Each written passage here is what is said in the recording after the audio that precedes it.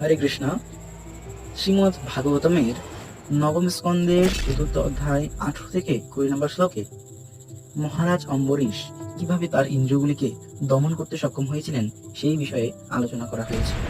মহারাজ অম্বরীশ তার মনকে শ্রীকৃষ্ণের চরণারবিন্দের ধ্যানে, তার বাণী অর্থাৎ কথাকে ভগবানের বৈকুণ্ঠের গুণবর্ণনে, তার হাত দিয়ে তিনি ভগবানের মন্দির মার্জনে, তার কান দিয়ে ভগবানের লীলা কথা শ্রবণে, তার চোখ দিয়ে ভগবানের এই সুন্দর সচ্চিদানন্দময় বিগ্রহ দর্শনে, তার দেহ দিয়ে ভক্ত দেহ স্পর্শনে, তার নাক দিয়ে ভগবানের শ্রীচরণে অর্পিত ফুলের ঘ্রাণ গ্রহণে, তার জিহ্বা দিয়ে ভগবানের অর্পিত তুলসীর স্বাদ আস্বাদনে, তার পদদ্বয় দ্বারা যেখানে ভগবানের মন্দির বিরাজমান সেই সব তীর্থস্থানে ভ্রমণে, তার মস্তক দিয়ে ভগবানকে প্রণতি নিবেদনে এবং তার কামনা দিয়ে ভগবানের কামনা সম্পাদনে নিয়োজিত করেছিলেন।